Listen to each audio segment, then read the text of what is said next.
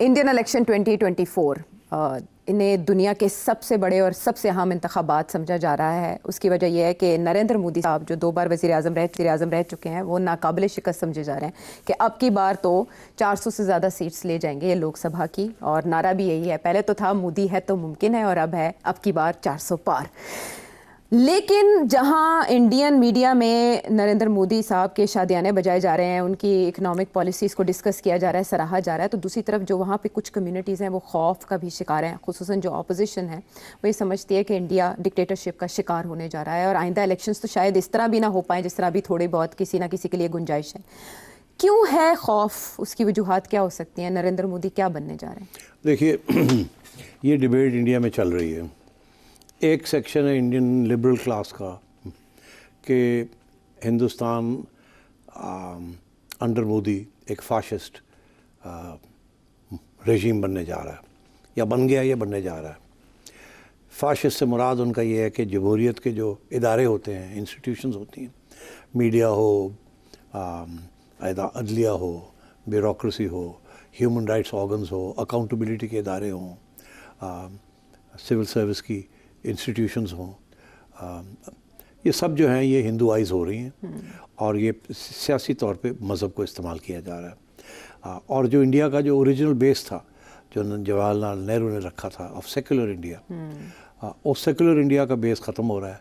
अब एक हिंदू इंडिया बन रहा है, और हिंदू इंडिया के साथ इंडिया की जो मजबूती थी, इंडिया कमज़ोर हो जाएगा आगे जाके, और एक अथॉरिटेरियन कंट्री बन जाएगा। यहाँ तक लोग ये कहते हैं कि इंडिया पाकिस्तान का रास्ता इख्तियार कर रहा है। इसका मतलब क्या है? तो इंडिया ने तो पाकिस्तान के बहुत अरसे से तनकीद करता आ रहा है ना, कि पाकिस्तान के अंदर तो 3 मिलिट्री डिक्टेटरशिप्स रही हैं, और फिर किसी हुकूमत को चलने नहीं दिया जाता। फिर इसके अलावा भी एक बहुत अहम तनकीद की है, दुनिया ने की है पाकिस्तान की, वो ये कि ज़िया-उल हक़ के आने से पहले पाकिस्तान भी एक सेकुलर मुल्क था। इसकी कॉन्स्टिट्यूशन एक सेकुलर कॉन्स्टिट्यूशन थी। अच्छा। सेकुलर से मुराद ये है कि रियासत को गर्ज नहीं है, मज़हब किसका क्या है। हाँ, अपना जिसका मज़हब है अपना मज़हब करे, मगर मज़हब जो कानून है हमारे, वो जस्टिस जो कि इस्लाम के भी कानून हैं उनको फॉलो करेगा। मगर ये नहीं कि जो इस्लाम के एग्जाम्पल्स हैं फ्रॉम हिस्ट्री, उसके बेसिस के ऊपर कोई कानून बनेगा। अच्छा, ज़िया-उल हक़ साहब ने आके इस्लामाइज़ कर दिया, आपकी 1973 कॉन्स्टिट्यूशन को तब्दील कर दिया उसके अंदर, और फिर शरिया कोर्ट्स वगैरह बनाने शुरू कर दिए। तो एक सिस्टम चल रहा था, उसके साथ उन्होंने एक दूसरा सिस्टम शुरू कर दिया। अब दोनों सिस्टम साथ साथ चल रहे हैं, और कन्फ्यूजन हो रही है। कभी इस्लामिक लॉ चलता है, कभी सेकुलर लॉ चलता है। अच्छा, इंडिया का ये कहना था कि ये ज़िया-उल हक़ साहब ने जो किया है, अभी इंडियन लिबरल्स कह रहे हैं मोदी भी यही इंडिया में करने जा रहा है। अच्छा। और इसलिए पाकिस्तान की जो बर्बादी हुई है वो इसीलिए हुई है कि एक कंसिस्टेंटली एक कानून नहीं है, और मुख्तलिफ कानून है, और नंबर 1। और नंबर 2, ये जो तालीम के अंदर मज़हब को लेके आ गया है ज़िया-उल हक़ साहब, उसकी वजह से पाकिस्तान आइसोलेट हो गया। बाकी दुनिया सारी सेकुलर एजुकेशन है, पाकिस्तान के अंदर सेकुलर एजुकेशन सबटाज हो गई है। कुछ हद तक है इंग्लिश मीडियम स्कूल्स में, मगर बाकी पब्लिक स्कूल्स के अंदर सेकुलर एजुकेशन नहीं है, उसमें मज़हब का ज़्यादा रोल है। अच्छा, अब जिसकी वजह से फिर आप एक आइसोलेट हो जाते हैं, you seen as a Muslim country rather than as a democratic country.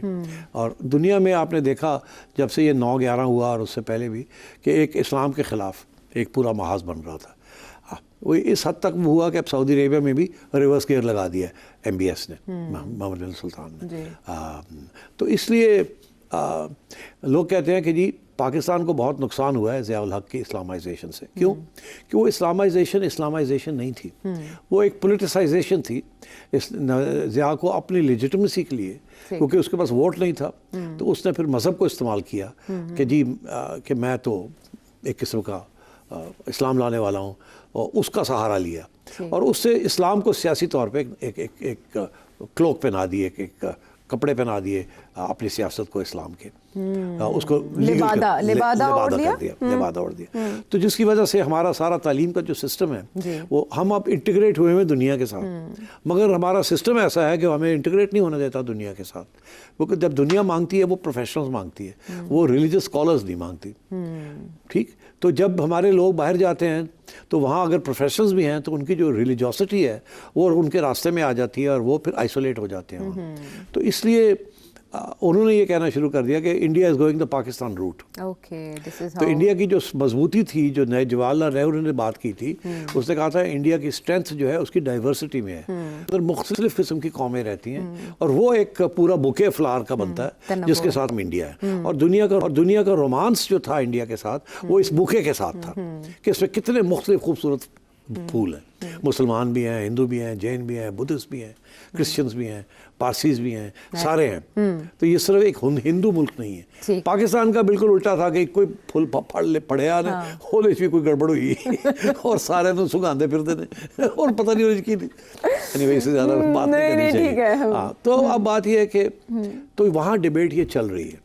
अब हुआ ये है कि नरेंद्र मोदी ने हिंदुइज्म को इस्तेमाल करके 2 दफ़ा वो इलेक्शन जीत चुका है और इंडियन मिडिल क्लासेस भी वही हाल है जो पाकिस्तानी मिडिल क्लासेस का है कि वो भी अब रिलीजन की तरफ पढ़ रहे हैं, हिंदुत्व को अपना रहे हैं। वहाँ जो आर्ग्यूमेंट दी जाती है और ये पहले दी गई थी मगर अब जिस ज़ोर से वो दी जाती है वो ये है कि देखिए क्रिश्चियन सिविलाइजेशन है एक, तहजीब है सारी, उनके पास बम है, एटॉमिक बम। जूइश सिविलाइजेशंस है, तारीख ना, जूस के पास बम है। ठीक, एक सिविलाइजेशन है कन्फ्यूशियस, उनके पास बम है। ठीक है। रूस एक सिविलाइजेशन है कम्युनिस्ट, उनके पास एक बम है। ओके, ये नाल वाले साडे ये भी इस्लाम ਨੂੰ ਲੈ ਕੇ ਬਹਿ ਗਏ ਨੇ ਤੇ ਬੰਬ ਫੜ ਲਿਆ और ਅਸੀਂ सेकुलर विदाउट अ बम। ओहो, बम बनाओ। ठीक ठीक, बम बनाया पहले और उसको कहा पीसफुल बुद्धा। उसको बुद्धा का नाम दे दिया जो पहला टेस्ट किया इंडिया ने 74 में मेरा ख्याल है। फिर देखा कि यहाँ तो बिल्कुल अग्रेसिव किस्म की बम की तैयारी हो रही है, तो फिर इन्होंने जो असली जब टेस्ट किया और शेल्फ्स में डाल दिया 98 में, उस वक्त बीजेपी की हुकूमत थी, वाजपेयी साहब I think was the prime minister, I am not sure, 1998 में। तो फिर हमने भी उसके बाद अपना भी बम टेस्ट कर लिया। तो वो अब एक हिंदू सिविलाइजेशन बनाने जा रहे हैं as oppose to Christian, Jewish, communist, Buddhist, Islamic civilization, वो हिंदू सिविलाइजेशन। तो वो कहते हैं कि जो कॉस्मोलॉजी है ना, ये जो आसमानी कॉस्मोलॉजी है, सितारे, गैलेक्सीज, उसके अंदर, अर्थ के अंदर भी इसी किस्म की सिविलाइजेशंस हैं और सिविलाइजेशन बड़ी स्ट्रांग होती है। बाय द वे ईरान का भी यही आर्ग्यूमेंट है कि ईरानियन सिविलाइजेशन भी 2000 साल पुरानी है, ससानीद से लेके। वो कहते हैं हम भी सिविलाइजेशन है, तो इसलिए हमें भी बम चाहिए, वो भी बम बना रहे हैं। तो इंडिया ने भी ये रास्ता इख्तियार कर लिया।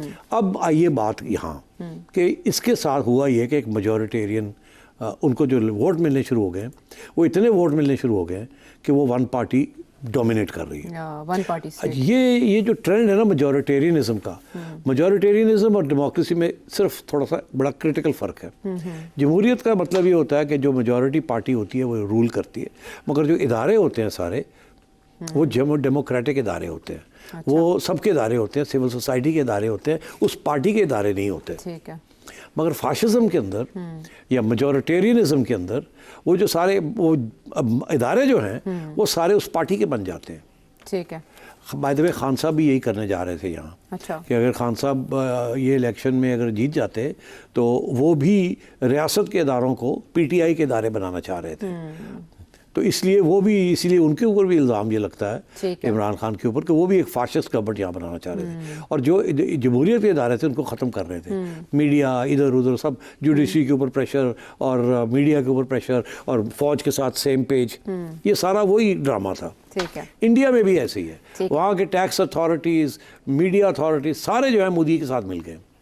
तो वो अब वहाँ भी डर ये लग रहा है कि ये मेजॉरिटेरियनिज्म एक फाशिस्ट किस्म की हुकूमत और फाशिस्ट मुल्क तो नहीं बनाने जा रही है, इसलिए वहाँ ऑपोजिशन शुरू हो गई है। ठीक है। अच्छा, अब आइए कि ये आगे जाके इसका क्या होगा। क्या ऑपोजिशन रोकने की पोजीशन में है? ऑपोजिशन रोक नहीं सकती, बिकॉज अभी भी मोदी का जो प्रोपल्शन चल रही है ना, पीछे से जो धक्का लग रहा है, ये हवा जो चल रही है हिंदुइज्म की, वो अभी भी चल रही है। मगर लेटेस्ट रिपोर्ट्स ये आ रही हैं 2 किस्म की, इसके अंदर क्वालिफिकेशंस हैं। एक क्वालिफिकेशन ये है कि साउथ इंडिया वो बीजेपी को नहीं मानता, south India is half of India. हम तो जब भी इंडिया की बात होती है दुनिया में तो नॉर्थ इंडिया की बात होती है, बिकॉज मुगल ये सारे नॉर्थ इंडिया में थे ना. सारी इंडिया की तारीख जो है वो नॉर्थ इंडिया ही बनाता रहा है. ठीक है. साउथ इंडिया की जो था वो ऐसे लगता था एक अलग मुल्क है. अभी भी आप यकीन करें बहुत से पाकिस्तानियों को ये बात का नहीं पता कि साउथ इंडिया में आप चले जाएं, चेन्नई में चले जाएं या उधर चले जाएं तो वहाँ हिंदी नहीं बोली जाती, वो अंग्रेज़ी बोलते हैं. अच्छा. वो या अपनी ज़ुबान जो है उस कर्नाटका में है या जिधर भी है वो अपनी ज़ुबानें बोलते हैं. हिंदी वहाँ इतनी नहीं बोली जाती. हिंदी ये सारा नॉर्थ इंडिया हमारी बेल्ट है, ये सारी ये इंडो गैंजेटिक प्लेन जो है जैसे कहते हैं. तो अब बात ये है कि कुछ लोग ये कह रहे हैं कि ये मोदी को 400 नहीं मिलेंगे. अच्छा. हाँ. और वो कह रहे हैं कि वो जो उसका रोमांस था ना, वो जो हवा चल रही थी वो कम होनी शुरू हो गई है. अच्छा. और 2 दफ़ा वो बन चुका है, ये तीसरी दफ़ा तो बन जाएगा मगर चौथी दफ़ा ये नहीं बनेगा. क्योंकि उसने जो जमहूरियत के जो इदारे हैं हिंदुस्तान के अंदर उसके ऊपर जो अटैक किए उसके ऊपर अब पुश बैक आ रही है. पुश बैक आ रही है और रेजिस्टेंस आ रही है. और जितनी रेजिस्टेंस आ रही है उतना मोदी के जो रियासत के इदारे हैं वो अथॉरिटेरियनिज्म और रिप्रेशन की तरफ जा रहे हैं. मीडिया को अंदर किया जा रहा है, बाकी इदारे जो हैं उनको अपने इस्तेमाल किया जा रहा है फॉर पार्टी पॉलिटिकल पर्पसेस.